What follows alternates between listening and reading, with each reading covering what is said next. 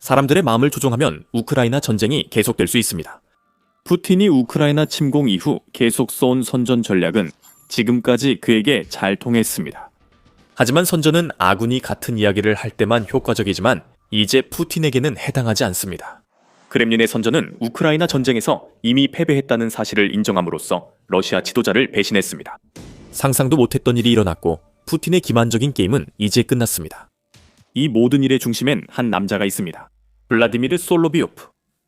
오랫동안 크렘린에 가장 신뢰받는 동시에 극렬한 선정가 중 한 명이었던 솔로비요프는 국영TV에서 대대적인 태도 변화화를 보이며 크렘린이 러시아 경제를 망가뜨리고 있는 모든 행각을 폭로했습니다. 며칠 전만 해도 푸틴과 측근들에게 런던 폭격을 주장하던 그 남자가 이제는 푸틴의 우크라이나 침공이 러시아인들에게 미친 영향에 사람들이 적응하려 애쓰는 상황에서 평범한 러시아인들의 수치와 사실, 의견을 공유하기 시작했습니다. 푸틴과 크렘린 전체에게 이것은 그들의 혈관에 독이 주입되는 것과 같습니다.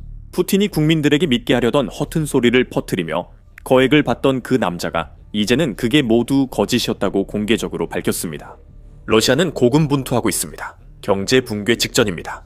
그리고 계속 시청하시면 아시겠지만 푸틴이 통제 불능이 된 자신의 이야기를 수습하려는 시도는 완전히 실패했습니다. 그렇다면 솔로비요프는 실제로 뭐라고 했을까요? 우크라이나 출신 유튜버 안나 씨는 주류 언론이 놓치는 러시아 상황을 해설하며 기본 내용을 설명합니다. 안나 씨는 솔로비요프가 러시아에서 가장 위험한 인물 중 하나라고 지적합니다. 그는 국영TV에서 활동하며 독립뉴스에 접근 못하는 수백만 명의 의견에 영향을 줄 수 있기 때문이라고 합니다. 그렇게 함으로써 사람들은 세계에서 일어나는 일뿐만 아니라 자기 나라에서 무슨 일이 벌어지고 있는지 더 명확하게 알 수 있게 됩니다. 안나 씨는 솔로비요프가 매우 위험한 인물이며 그의 소통 능력과 러시아식 허위 정보를 퍼뜨리는 재능 등으로 많은 범죄를 저질렀다고 말합니다. 안나 씨는 이 재능 덕분에 솔로비요프가 크렘린으로부터 수십억 루블을 벌어들였을 것이라고 덧붙입니다. 이는 그가 돈을 뽑아낼 수 있는 한 푸틴 대통령에게 기꺼이 기대어 온 선정아임을 분명히 보여줍니다. 솔로비요프의 평판은 미국 국무부조차도 그를 크렘린 선전의 얼굴로 지목할 정도입니다. 국무부는 그가 2010년부터 서방과 우크라이나를 향한 기네스 세계 기록을 경신할 만한 독서를 퍼뜨려왔다고 밝혔습니다. 이 사람은 17개의 텔레그램 채널 네트워크와 자신의 국영TV 프로그램을 가지고 있거나 가졌던 인물로 러시아에서 많은 사람들에게 주요 뉴스 소스라고 해도 과언이 아닙니다. 이 이야기를 드리는 이유는 솔로비요프가 얼마나 친크렘린 선정아인지 이해하시길 바라서입니다. 그리고 이제 그는 크렘린을 비판하기 시작했습니다. 솔로비요프는 푸틴의 등에 칼을 꽂았습니다. 우크라이나의 안나가 설명하듯이 말이죠. 그래서 이 사람이 지금 러시아 연방을 내부에서 파괴하고 있는 여러 가지 문제들을 하나하나 열거하기로 결심했다고 그녀는 말합니다. 안나는 러시아 중앙은행이 최근 몇 달간 금리를 인하했지만 여전히 평범한 러시아인들이 감당해야 할 높은 이자율이 있다고 덧붙입니다. 솔로비요프는 또한 러시아의 망가진 경제가 어떻게 기업들을 파괴하고 있는지, 그리고 러시아 경제 전문가로 알려진 많은 사람들이 푸틴이 우크라이나에서 전쟁을 끝내기를 거부하기 때문에 완전한 붕괴를 예측하고 있다고 폭로했습니다. 러시아 외부 사람들은 이런 문제를 예전부터 알고 있었습니다. 현재 러시아의 기준금리는 15.5%로 러시아 중앙은행이 0.5%포인트 추가 인하한 결과입니다. 금리 인하에 대한 작은 희망도 러시아가 여전히 3배나 4배에 달하는 금리와 씨름하고 있다는 점을 생각하면 완전히 사라집니다. 트레이딩 이코노믹스에 따르면 미국, 호주, 사우디아라비아, 중국, 영국, 캐나다, 그리고 사실상 모든 선진 서방 국가들에서 볼 수 있는 금리와 비교해서 그렇습니다. 르완다에서도 기준 정책 금리는 7.25%로 현재 러시아에서 볼 수 있는 금리의 절반 이하입니다. 그리고 비즈니스 측면에서는 푸틴의 침공으로 촉발된 서방의 제재로 인해 러시아의 소규모 석유 생산업체들이 무너지고 있습니다. 야후 파이낸스는 2월 18일 러시아산 석유 가격이 배럴당 40달러까지 하락했다고 보도했지만 이 가격은 러시아 소규모 공급업체들의 파산을 막기에는 충분하지 않습니다. 우크라이나의 안나는 러시아의 주요 선정아 중 한 명이 더 많은 것을 폭로했다고 덧붙입니다.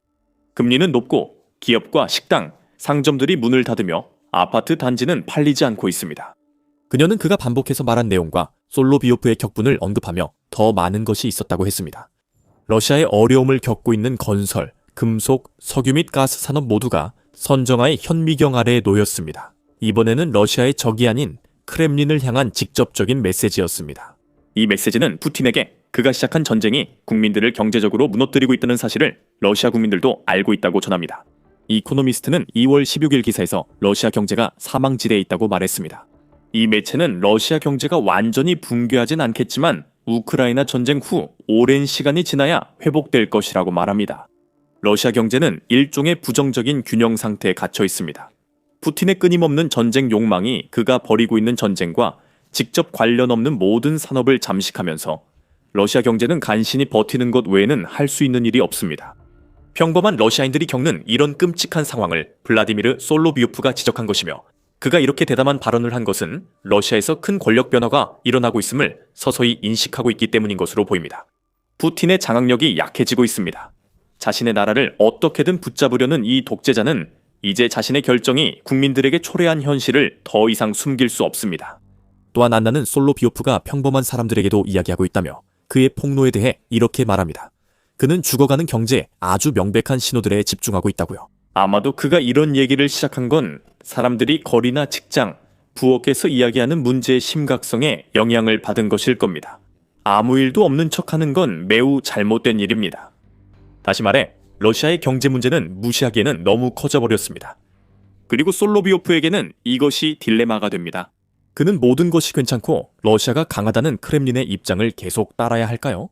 만약 그가 그렇게 한다면 그는 자신의 신뢰도를 망치게 되고 가짜 언론인으로서의 그의 경력도 사실상 끝나게 됩니다.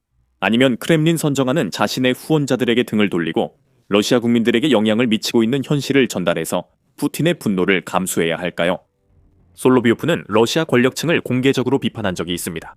2024년 8월 크렘린이 쿠르스크에서 굴욕을 당하고 우크라이나가 방역해 러시아 영토를 장악했을 때 선정아들은 사임이 필요하다고 말했습니다. 하지만 이런 반항처럼 보이는 행동도 항상 신중함이 있었습니다. 사임이 곧 푸틴의 사임을 의미하는 것은 아니며 그게 바로 요점입니다. 솔로비요프는 드물게 비판을 하더라도 항상 푸틴이 여전히 위대하다는 뉘앙스를 담아왔고 푸틴이 해야 할 일은 더 나은 사람들로 자신을 둘러싸는 것뿐이라고 암시해왔습니다. 하지만 이번에는 다릅니다. 러시아 경제의 상황을 지적함으로써 크렘린이 가장 좋아하는 선정아인 그는 푸틴의 무능함이 러시아 국민들을 지금의 운명으로 이끌었다는 점을 불가피하게 드러내고 말았습니다. 잠시 후 푸틴이 통제력을 잃고 있는 사람이 솔로비요프뿐만이 아님을 설명하겠습니다. 군사 블로거들의 전체 네트워크 또한 크렘린의 등을 돌리고 푸틴의 선전 물결을 뒤집고 있습니다. 그런 변화는 솔로비요프가 푸틴의 날개뼈 사이에 꽂은 칼날을 더욱 비틀고 있습니다. 그리고 참고로 이런 통찰력을 더 원하신다면 꼭 더 밀리터리 쇼를 구독해주세요. 저희는 매일 이렇게 분석해드립니다. 지금 우리가 보고 있는 것은 푸틴이 자기 국민을 상대로 가진 가장 중요한 무기의 붕괴입니다. 내러티브 장악력은 항상 푸틴의 리더십 스타일의 근간이었습니다. 러시아는 여론을 통제하는 것이 힘든 시기에 국민들이 그에게 등을 돌리는 것을 막는다는 사실을 잘 알고 있습니다. 솔로비요프 같은 사람들이 바로 그 임무를 푸틴이 수행할 수 있도록 도와주는 역할을 합니다. 그는 항상 크렘린의 입장을 옹호해야 하며 러시아 경제의 혼란을 전 세계에 드러내기 위해 국영 TV에 나가서는 안 됩니다. 푸틴은 내러티브 지배를 굳게 믿어 세계 무대에서도 이를 행사하려 합니다. 우크라이나와의 진행 중인 평화 협상은 그 대표적 예로 데이비드 A. 데프출라가 포브스에 썼습니다. 데프출라에 따르면 그의 전략은 이제 결정적인 전장 승리에 덜 의존하고 세계, 특히 미국에게 러시아의 승리가 불가피하다는 것, 우크라이나에 대한 지속적인 지원이 무의미하다는 것, 그리고 실용적인 미국인들은 장기적인 대립보다는 이익이 되는 정상화에 대비하는 것이 더 현명하다는 것을 설득하는 데 더 의존하고 있습니다. 거짓말 위에 또 거짓말이 쌓이고 푸틴의 입에서 나오는 모든 허풍이 러시아 선전기구가 결점 없이 유지해야 하는 거대한 거짓말의 테피스트리에 더해집니다. 실 하나만 어긋나도 전체 테피스트리가 무너질 수 있습니다. 그리고 바로 그것이 다른 어떤 이유보다도 주요 선정아가 크렘린의 무능을 폭로하는 것이 푸틴에게 그렇게 치명적인 이유입니다. 실이 한 가닥 뽑혔습니다. 테피스트리가 풀리기 시작합니다. 푸틴에게 피해가 생기며 최근 며칠간 그는 절박한 길로 들어서게 되었습니다. 곧 자세히 알아보겠습니다. 하지만 그 전에 솔로비요프가 크렘린의 등을 돌린 것은 분명히 중대한 분기점입니다. 우크라이나의 안나는 솔로비요프의 배신이 푸틴 정권에서 처음 있는 일이라며 이는 푸틴의 통제력 상실을 상징한다고 말했습니다. 러시아에서는 사람들이 자신의 의견을 공개적으로 표현하는 일이 드물고 보통 그들은 국가 TV나 크렘린 정권이 허락한 인기 브이로거들로부터 의견을 받기 때문입니다. 여론 형성자가 국민들에게 정보를 제공해서 그들이 처음부터 자신들이 힘든 것이 크렘린의 잘못이라는 사실을 깨닫게 만든다는 것은 무슨 의미일까요? 글쎄요, 분명히 크렘린이 보고 싶어 할 만한 일은 아니겠죠. 솔로비오프가 계속하면 더 많은 러시아인들이 자신들을 해치는 것이 정부임을 알게 될 것입니다. 이는 푸틴의 우크라이나 전쟁 욕망 때문입니다. 아마도 그 변절한 선정아는 푸틴이 자신의 터무니없는 전쟁을 계속 자금 지원하기 위해 세금을 통해 평범한 사람들의 주머니에서 더 많은 돈을 빼앗고 있다는 점에 집중할지도 모릅니다. 아시아뉴스는 이 모든 사실을 폭로했습니다. 2월 18일 기사에서 2025년에 러시아 전역의 공공서비스 요금이 평균 8%에서 12%까지 올랐다고 지적했습니다. 그리고 이는 1월 1일에 모든 제품에 대해 부가가치세가 1.7% 인상된 것에 더해진 것입니다. 이 모든 조치로 인해 러시아 국민들이 원래도 거의 살 수 없었던 소비자의 가격이 급격히 상승하게 되었습니다. 아무리 선전이 좋아도 러시아 상황은 오래 숨길 수 없습니다. 선정아가 실제로 자신이 말하는 것만을 믿고 의견을 형성하는 국민들에게 현실을 전달한다는 것은 크렘린에게는 사형 선고와도 같습니다. 그렇다면 이 모든 상황에서 푸틴은 어떤 처지에 놓이게 될까요? 앞서 말씀드렸듯이 그의 통제력은 약해지고 있으며 이를 유지하려고 모든 방법을 쓸 것입니다. 러시아의 지도자인 블라디미르 푸틴은 자신의 이야기를 계속 유지하기 위해 점점 더 절박해지고 있으며 그 결과 우크라이나 침공을 시작한 이후로 그가 저질렀던 일 중 가장 어리석은 선택을 하게 만들었습니다. 푸틴은 텔레그램을 금지시켰습니다. 맞아요. 그리고 그 말은 크렘린의 정책을 지속적으로 지지하며 그 과정에서 돈을 벌던 많은 목소리들이 침묵하게 되었다는 뜻입니다. 그리고 분명히 말하지만 이는 이제 자신들의 수입원을 빼앗아간 크렘린에 분노하는 수많은 선정아들이 있다는 뜻입니다. 그리고 텔레그램 금지가 왜 이렇게 절박한 조치인지 이해하려면 이 소셜미디어 플랫폼이 러시아에서 얼마나 널리 퍼져 있는지에 대해 조금 더 알아야 합니다. 뉴욕타임스에 따르면 1억 명이 넘는 러시아인들이 이 앱을 사용하고 있으며 그중 약 6천만 명이 매일 텔레그램을 확인합니다. 국영TV, 신문 외에도 텔레그램은 러시아 주요 뉴스 소스입니다. 그리고 기억하세요. 솔로비오프 자신도 텔레그램 채널을 17개나 운영하고 있습니다. 그래서 그와 크렘린은 이 플랫폼이 선전 도구로 얼마나 가치가 있는지 분명히 알고 있었습니다. 하지만 그 가치는 크렘린이 텔레그램에서 퍼지는 이야기를 통제할 수 있을 때만 존재합니다. 바로 그 점에서 푸틴에게 문제가 생긴 것입니다. 군사 블로거들이 크렘린이 원하지 않는 정보까지 보도하고 텔레그램이 러시아인들에게 다른 의견을 접할 기회를 주면서 탄압은 거의 불가피했습니다. 그리고 실제로 그렇게 되었습니다. 많은 러시아 선정아들이 이에 분노하고 있습니다. 특히 러시아 군사 블로거들의 분노는 즉각적이었습니다. 키예프 인디펜던트는 러시아 비전통적 선정아들 사이에 분노가 확산되고 있으며 많은 이들이 텔레그램과 왓츠앱 금지에 이어 크렘린의 플랫폼 박탈 중단을 촉구한다고 보도했습니다.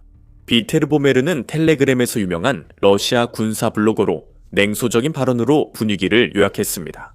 불행히도 우리는 호아클리의 스타링크를 끊을 수 없습니다. 그는 말했습니다. 호아클리는 러시아 블로거들이 우크라이나 군인을 비하할 때 쓰는 말입니다. 하지만 러시아인들의 텔레그램은 끊을 수 있습니다.